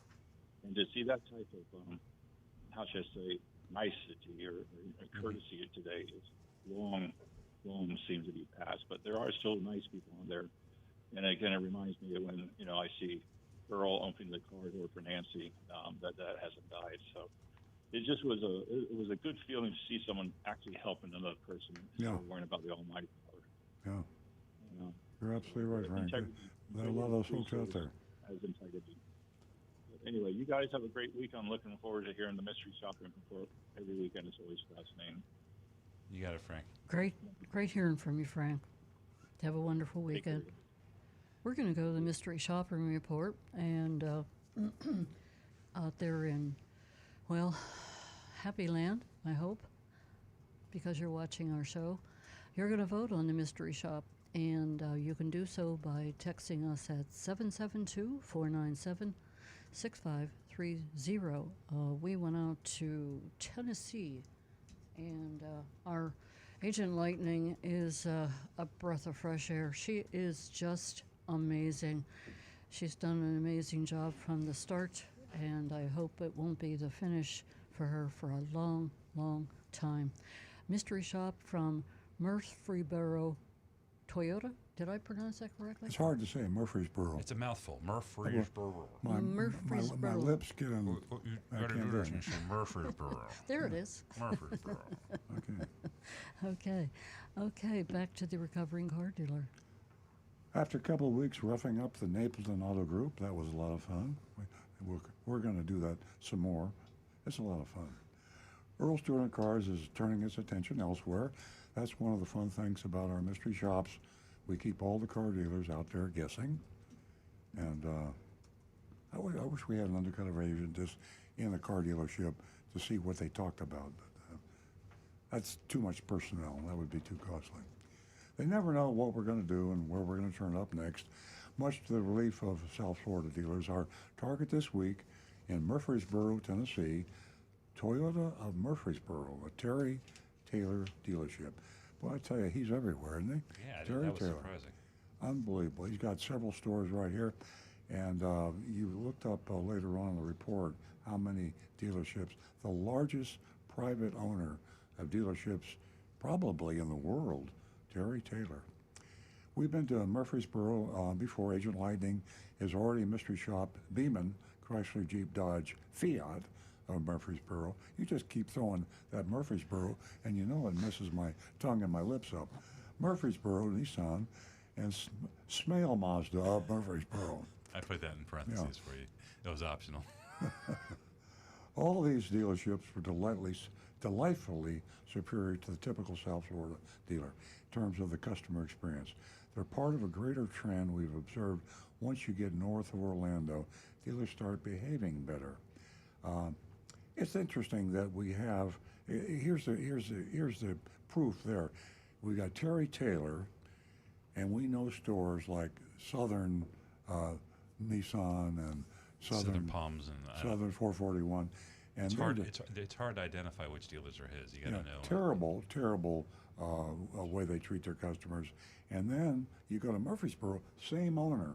So the message, the moral there is, it isn't the owners of these dealerships. See, the owners are removed. I mean, whether you're talking Bill Wallace or Terry Taylor or any owner,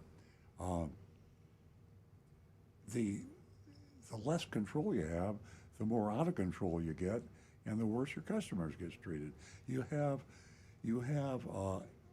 a business, a retail business, that pays commission.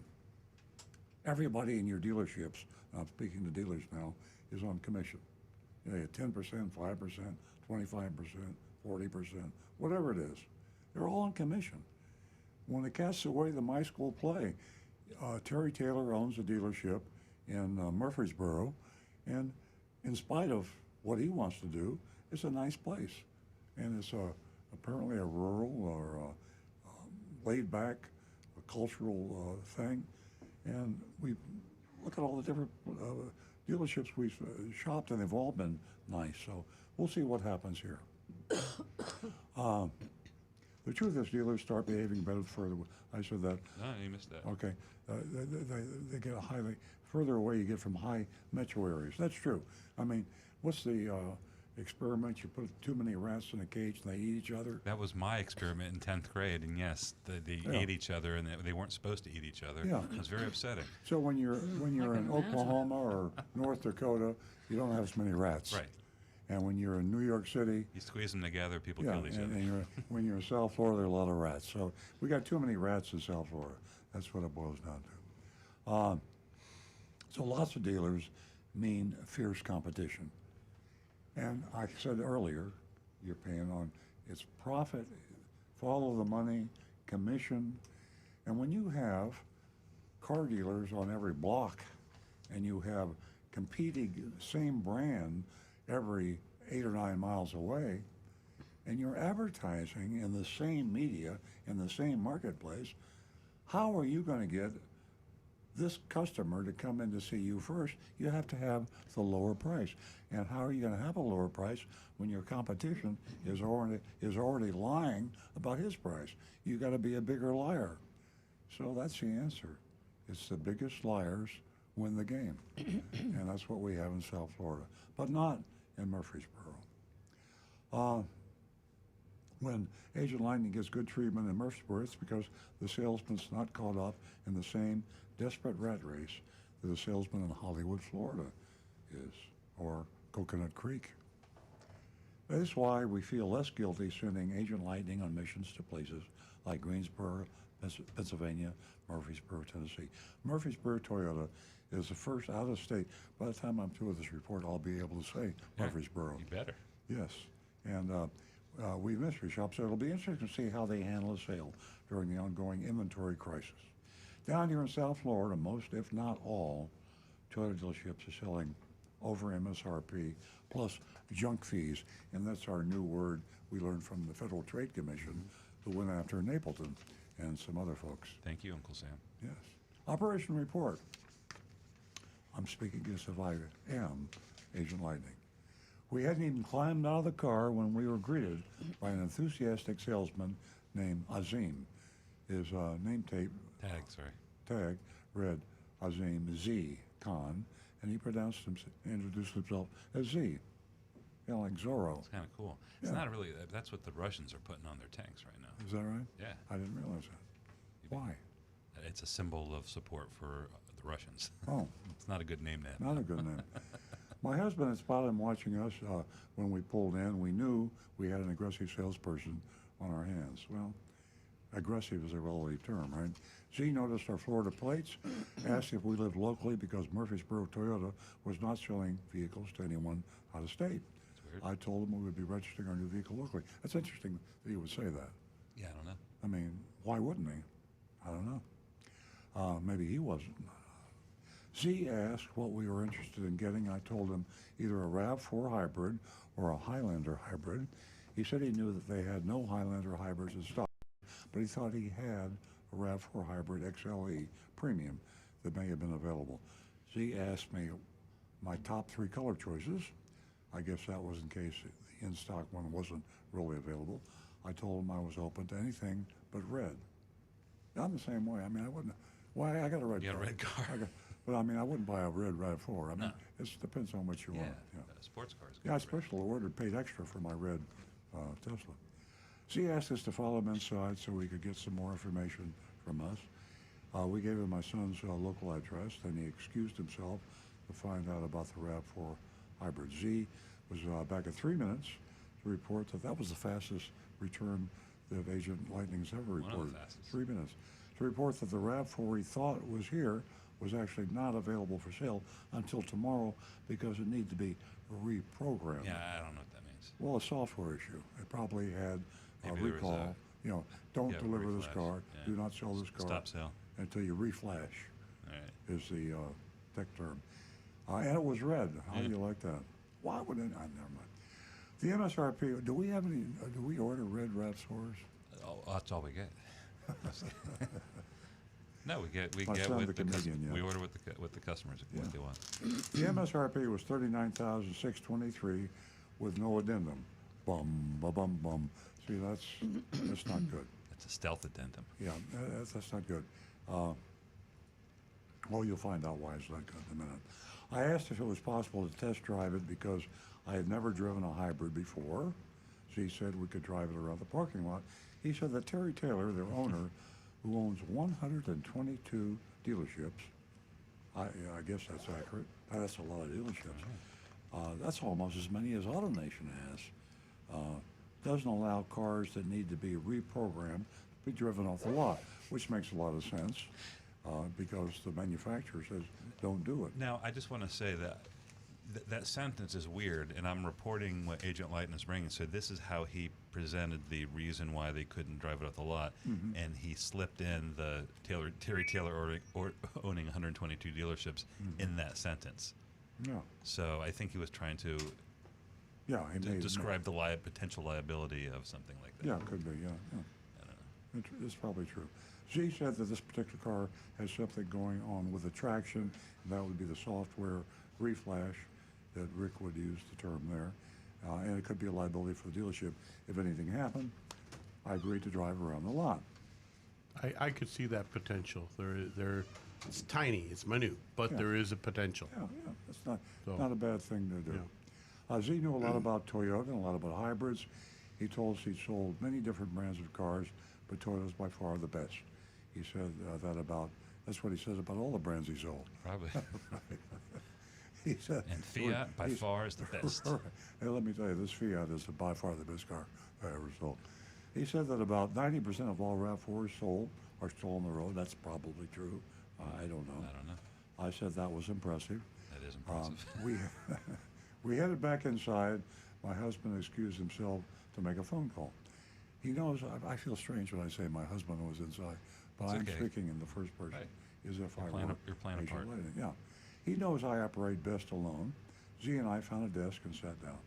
Z wanted me to know, first of all, that there's a severe car shortage. Yeah. Like, who doesn't know? Well, I guess I shouldn't have said that. Some people don't know that. Yeah. He said that he didn't want any surprises, so he told me they had a $5,000 markup on all of their cars, and they should have put it on the addendum label, but they didn't. But okay. I said that was surprising. That was a surprise. Yeah. I don't want this to be a surprise, but surprise. Yeah. I let Z know that we had done some shopping in South Florida, and the Toyota dealers down there was not going over MSRP. Z told me to Not believe bel- him. Not to believe him, sorry. All dealerships are marking their cars up over MSRP, and if they say they aren't, they're lying. He may have believed that. Right? And I just said it on the air about half an hour ago. Most dealers that say they're not selling over MSRP are lying. I'm going on and on, I realize that.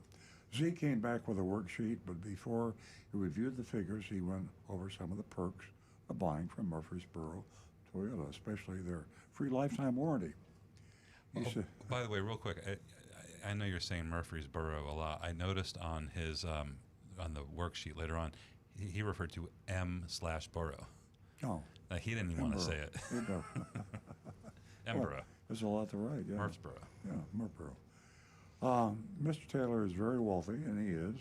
Probably has millions in the bank, maybe billions. I don't know. And that's how he can afford to warranty all the cars.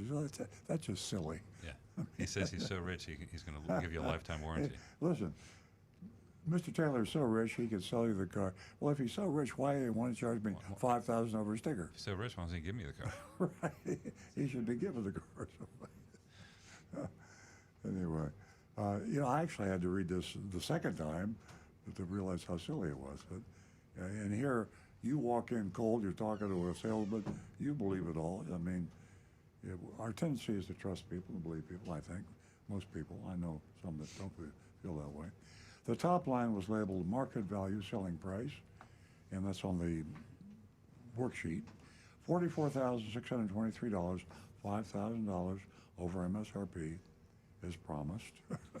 There was a $798 dock fee. That's a hidden fee, a dealer fee, plus sales tax and non-tax fees.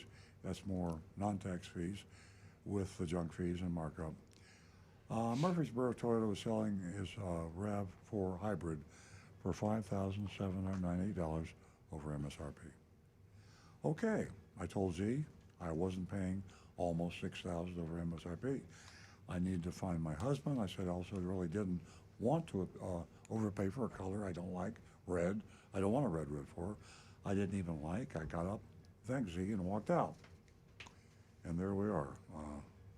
I have the add-on sheets here showing no addendum, the MSRP, and the lifetime warranty. The lifetime warranty, it's a powertrain warranty. They don't like to talk about that. And as I've said over and over again, powertrain warranties aren't worth the paper they're printed on. And here's the salesperson, Z, telling Agent Lightning that Terry Taylor's so rich he can afford to warranty every car. Well, it doesn't cost Terry Taylor anything because powertrain warranties, the conditions that you read, if you ever get a copy of the warranty, tell you that you have to maintain the car carefully, that you have to bring into the dealer, and I'm sure they say at least have the factory recommended maintenance, plus probably more maintenance. And if you do that, you're not going to have a problem with the lubricated parts on the car. Powertrain warranties only cover the lubricated parts of a car, and they don't cover the expensive stuff. They don't cover the navigation packages, the Bluetooth, the entertainment centers, the electrical, computerized, the modules, and the rest of it. It's only covers the axle, the drivetrain, the pistons, the engine block, and this stuff that never fails. When's the last time you had a problem with the cylinder block and the internal parts that wasn't abused? Yeah. That was neglected. Yeah. So, there's a 1994. lot of this going on out there. A lot of dealers offer the free warranties. And there's a federal law against that. You have to give full disclosure. They don't do it. There is no free lunch. There is no free warranty. And a free powertrain warranty isn't even a free warranty. It's a free nothing. So there we are. Okay, we finished Murfreesboro Toyota's secret mystery shop, and we need to vote. I'm pulling up some grades here. Like I feel less inclined to give a failing grade. Oh no, yeah. Not at all. We saw it the last 2 weeks. It was far cry from Napleton. Everything was pretty was up front. They're just doing what they're doing. They're doing what everybody else is doing. Yeah. over MSRP, but there wasn't any no subterfuge or deception that I Well, picked up. the no addendum was That's not good. Yeah, it was subterfuge by omission, and the MSRP in Florida is considered advertising. So in effect, they were advertising the car, although they did disclose verbally, and not disclosing the extra $5,000. So that's a violation, and we're not going to give them as good a score, I don't think, as we did the other Murfreesboro dealerships. No, I don't think so.